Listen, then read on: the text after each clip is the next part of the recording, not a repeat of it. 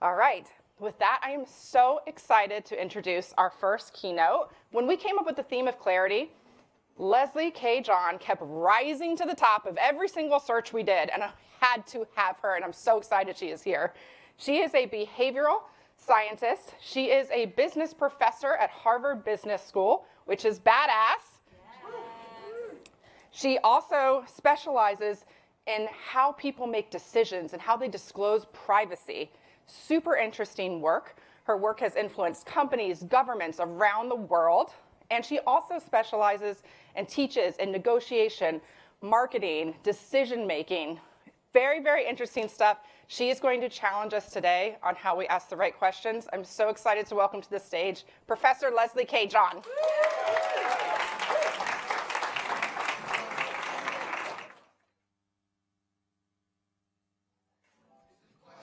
Thank you. Hello, hello. Thank you for having me. It's a delight to be here. Today, we're going to talk about the power of questions. But first, I want to acknowledge something that we undoubtedly have all experienced from time to time, and that is being reluctant to ask someone the question that's really on your mind, right? Maybe we worry we're being a little too prying, a little too nosy. You're not alone in feeling this. In fact, we're often given advice. Society, social norms tell us not to ask too many questions, right? So celebrated advice columnist Dear Abby herself advised to be generous with compliments and stingy with questions. You're not alone in being a little reticent to ask questions sometimes, but I'm sorry, Dear Abby, this advice is often very, very wrong because the power of questions is vastly underestimated. Let's take the case of Gong. Gong is an AI company. It specializes in helping B2B sales teams become more effective. And so Gong uses the tools of AI, natural language processing, machine learning, to see how they can improve sales processes. And what they have found is that the number of questions that a salesperson asks during a call positively predicts the likelihood of closing the deal. So in other words, the more questions someone asks in the call, the more questions the salesperson asks in the call, the more likely they are to close the deal. Now, you may be thinking, well, surely there's a limit. You can't just ask questions the entire time. Surely you can ask too many questions. Yes, you can, but you're much more likely to ask too few questions than too many questions. So there's lots of, as performance marketers, there are lots of people who love data in here, including myself. Here are the data I've plotted on the horizontal axis. You can see the number of questions per call, and then on the vertical axis is the success rate, the probability of closing the deal.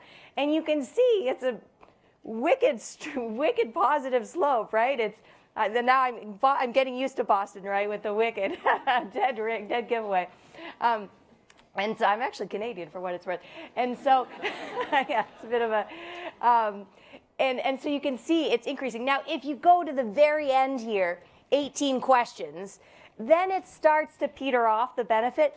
But that's 18 questions in a 30-minute call. That's like a question every other minute. So again, we're much more likely to under-ask than to over-ask. And so what they found was that the salespeople that asked a lot of questions, they asked questions throughout the call, signaling that they were listening and learning. And because they were asking so many questions, they actually, of the time they spent talking, most of that time was actually asking questions.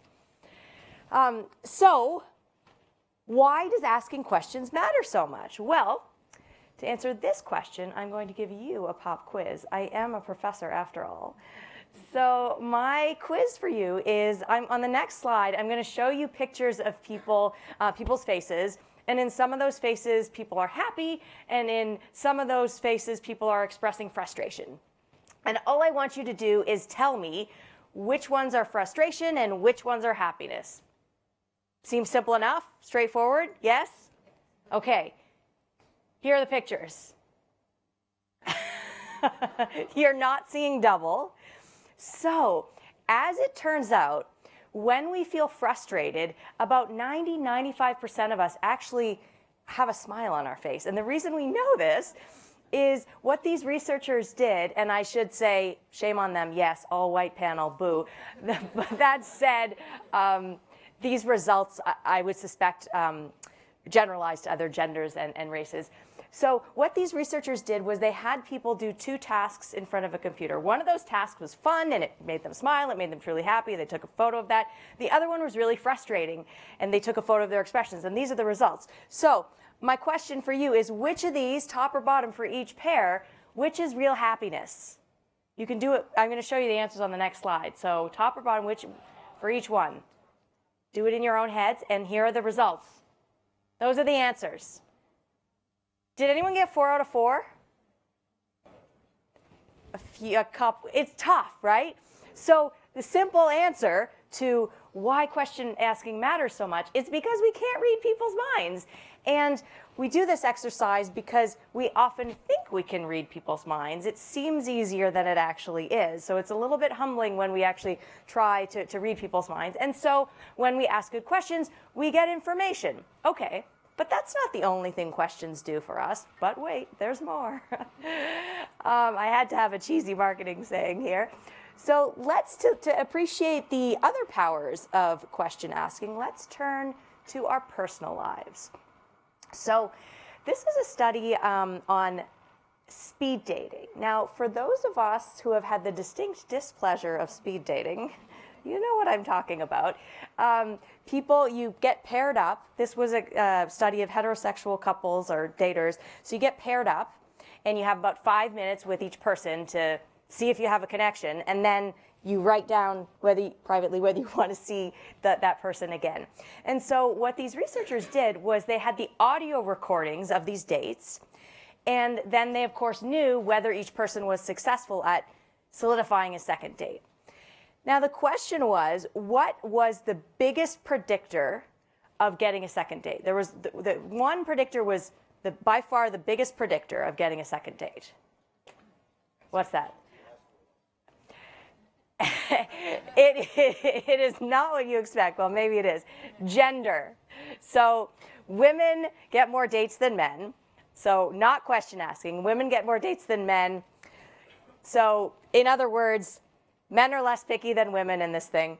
But, I say, well, date for you, date for you, date for you. But when we control for gender, what they found was that the second biggest predictor was asking questions. So here again, for those of us who like to visualize data, what I'm showing here on the horizontal axis is the percent of the conversation that you spend asking questions. Like of the time you're talking, what percent of the time you're asking questions? On average, that was about 20%. And the vertical axis here is the success rate, the probability of landing that real in-person date. And so you can see, again, the more questions that are asked, the more people are likely to get a date. Now, what does this mean, tangibly speaking? So what it meant in this study was that if you asked one more question on each of these speed dates, it meant that you would get one additional real date by the end of the night. So this is, it's a significant effect, right? It's a meaningful effect. And if you are wondering, so some of us may be thinking, well, what I've shown you so far, these are associations, so they're just correlations. So you could say the people who tend to ask a lot of questions, there's something special about them. They tend to be people who are more persuasive and more likable, and maybe it's just the people who ask questions who tend to get these special results. But what would happen if I mandated that you ask more questions?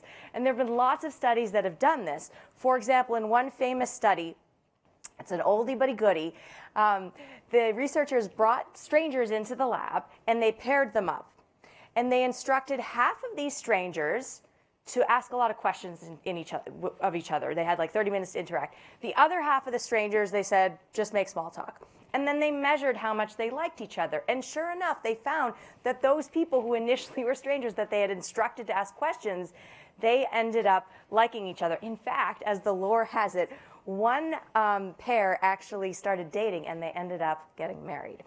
Now this story, oh, it's such a cozy, lovely story. This story was written up in a New York Times column, and it seems to go viral every Valentine's Day, like the questions you need to ask to fall in love. So that always makes me smile every Valentine's Day. Are all questions created equal? Now, remember, we have these audio recordings of the speed dates, and we can actually code, and this is what the researchers did, code the different types of questions. So, for example, there's a follow-up question. If someone says, I'm planning a trip to Canada, a follow-up would be, oh, cool. Have you been there before? A full switch would be fully changing, a question that fully changes the topic. Partial switch, as the name suggests. A mirror question, what did you have for breakfast today? Oh, I had a granola bar. What about you? Reflecting it back, an introductory question, and a rhetorical question. Now, what these researchers found was the positive effect of asking questions on getting more dates was actually driven by one type of question. There was one magic question type that basically drove the whole effect. Any guesses? So I'm going to narrow it down. It's one of these, and we'll take a vote. No sitting on the fence. So I want all hands up. So you're going to vote on one of these three things. Who thinks it was follow-up? Okay. Who thinks it was full switch? And who thinks it's partial switch? Wow, great. So you are very savvy already. High EQ room, yes. So most of you got this right. The follow-up question is the one that really was the magic question. And if you think of it, it makes sense, right? Because a follow-up question, to ask a good follow-up question, you have to actually listen to the person. So you're signaling to the person that you're listening, that you care, and this makes them feel heard and makes them like you. But it also helps you get better information, right? Because it's a more tailored question. Now, for those of us who voted for topic switching, you're not wrong in the sense that topic switching, partial switch, full switch, questions that change the topic can be enormously valuable in making conversations more enjoyable. So when we think about conversations, and we're often we can all relate to this feeling of being stuck in small talk. Like, how many times have we talked about the weather or whatever the small talk du jour is? And in our minds, it's like this internal monologue as you're having this small talk, like, I wish I wasn't talking about this. but yet we often don't kind of grab the reins and do it ourselves.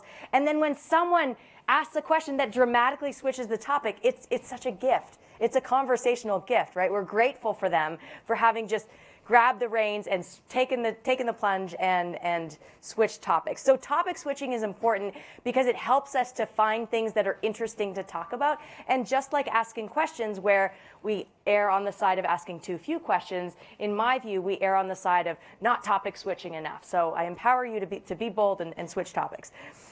Okay, now I really want to underscore, though, this idea of asking more questions, it's not so intuitive. And in fact, it's precisely in the situations where we're highly motivated to make something happen that I think we're most prone to asking too few questions. So think about, like, if you're on a date with someone that you're really interested in, a job interview for a job you really want. It's in those moments where we feel compelled to kind of pitch ourselves and persuade. But actually, less can be more. If we ask questions, we can often be more effective. In fact, there have also been studies of job interviews showing that when people ask more questions as a candidate, if you ask more questions in an interview, that's positively predictive of getting the job. So not just focusing on yourself and persuading, but asking questions can be enormously effective, precisely in the moments where we may be tempted to not use them. Now, I know that I said we can't read people's minds, but I'm pretty sure I can read some of your minds. What the heck has all this got to do with marketing? Well, we have, of course, entered a new era of marketing. Understanding our customers is more important now than ever before. But yet, we're finding that some of these tools, third-party cookies, surveillance tools that have been so helpful to us, are no longer available to us. And so it's become increasingly important to directly ask customers to learn from them. And we know we have lots of tools. The survey is near and dear to our hearts. We also know that these tools have distinct disadvantages. With surveys in particular, people don't always have insight into why they do the things they do. getting them to respond, and they may respond in ways that are not truthful, in ways they think that we want them to respond, and the list goes on. And so oftentimes we observe them, we learn by observing them, and this is where experimentation comes into play. So I view experimentation as a very structured, rigorous, and robust way of asking questions of our customers and getting highly valid and reliable answers. It's a tremendously powerful tool, which undoubtedly many of you already have been using, but it's not for the faint of heart. To illustrate this, let's turn to the case of the Commonwealth Bank of Australia. Now, the Commonwealth Bank of Australia is Australia's largest bank, and CommBank had a question. CommBank was wondering whether it would be a good idea to go ahead and reveal the downsides of its credit cards to its customers. So if you're on the CommBank website, and so it ran an experiment to test this. So on the CommBank website, you're looking for a credit card, you go to the website, typically you would see something like this. There's like 50 different pages for credit cards, but here's a one sample. And so this looks pretty typical in the sense that extol the virtues of the credit card, right? Only emphasize the positive, it's low rates, all these great things. We've got this offer, this $300 cash back, rah, this is amazing. But what they decided to test, the question, being more transparent, if we tell people the downsides, would that be a good idea? So half of customers were randomized to a screen that had this keep in mind. I'm just blowing it up. So it had the downside. Keep in mind there's an annual fee of $59. Sometimes it was even, on some pages, even more salient. So like this page, this is the standard marketing, here are all these benefits. In the treatment, half of people saw the trade-offs, AKA downsides. Look, the whopping purchase interest rate is super high. It doesn't include travel insurance. There's an annual fee. Why the heck would you ever get this? So it's like saying, don't get this card, right? And you may be thinking, this is crazy. Has CommBank, is it in the sales prevention business? Is there something we don't know?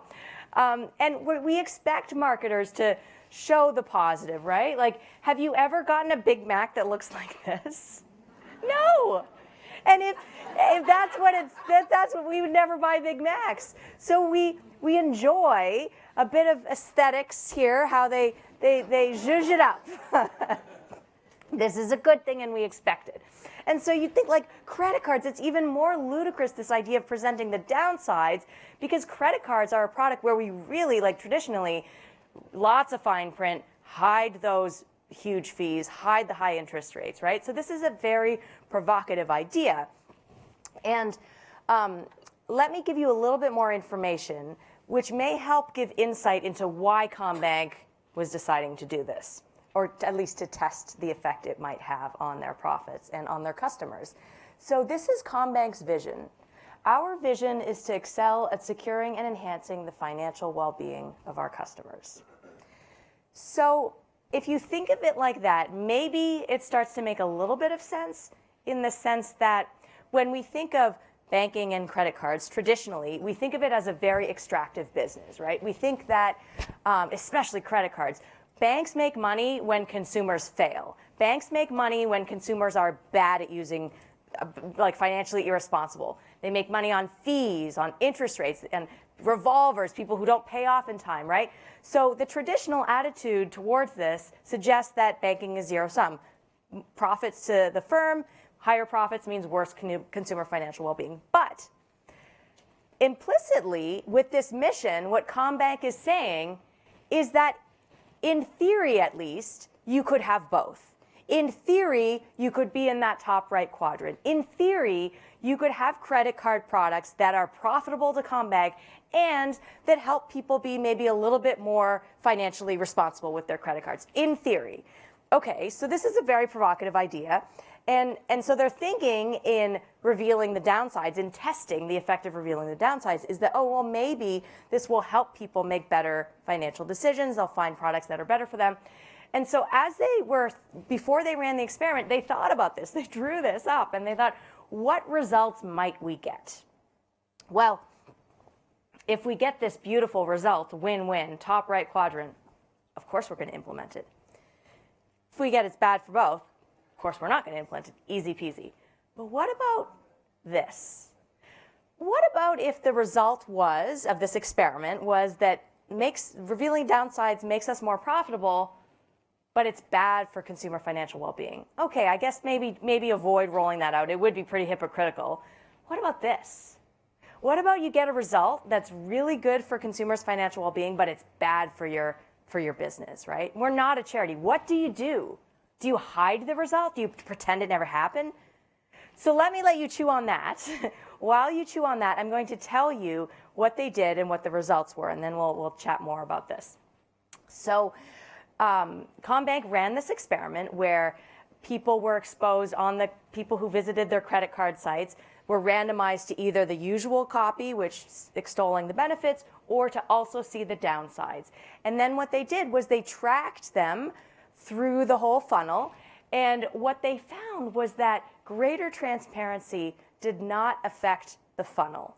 So there's no difference here. People were just as likely to submit, to open, to activate, and to use the card, whether they saw the don't get this credit card, the scary downsides, or not. So it didn't seem to have scared people off. So that seems good for Combank, right?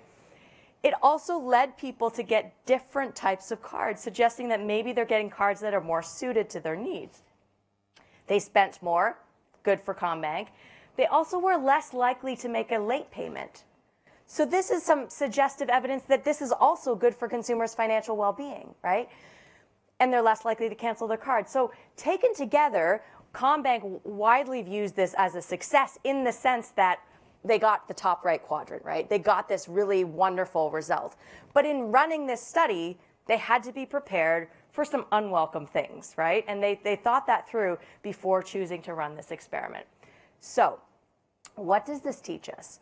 What it teaches us is that in some ways, I think firms have everything to gain and everything to lose at the same time with experimentation. So by that, I mean results that go your way are really reinforcing, right? Like what they got here, top right quadrant, win-win.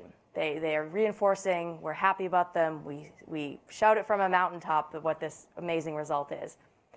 But sometimes we get threatening results. We get results that we do not like, which might have happened and we were prepared for. And we often think there's a tendency, a very human tendency, to think of these as failures, as a failed experiment. But actually, I think if we think of them as opportunities, then we see that they're actually hugely powerful change elements. Because if we found an undesired result here, like top left quadrant, that really tricky result where the revealing the downsides of credit cards is really good for consumer financial well-being, but not profitable, it would force us not to hide the result, but it would force us to innovate, to shift ourselves over, to find a way of getting to that, nudging ourselves over to that right quadrant. It forces innovation and growth. So if we take the failures as opportunities, they're tremendous opportunities to redefine existing practices and to innovate. But this is hard and not for the faint of heart. The other thing, big picture, that this case illustrates is that the questions that we ask and the questions that we choose not to ask are deeply revealing of a company. They really reveal the soul of a company. If you believe that banking is zero-sum, if you believe that credit cards are inherently distractive, that banks gain at the expense of consumers, you would never run this experiment because it would be a ludicrous idea. There's no possibility that you could be in that top right quadrant. But if your mission is as Combank's mission, that you believe that there can be a space in the top right quadrant, then you have to run this experiment because you have to find out. It is mission critical that you find out how to do this. So ask more questions, listen to the answers, and ask more of the right questions to set you up for the day. Finally, one more question, a question that's on all of our minds these days, the role that AI is going to play in all of this. AI has been around for a long time, but only recently have we been able to actually kind of talk to it and ask it questions and learn from it in this way. And so this is a really good question of how AI is going to change things. One that I'm going to set you up for to talk about amongst yourselves, and then at the end of the day, we're going to circle back to this big picture question. Thanks, everyone.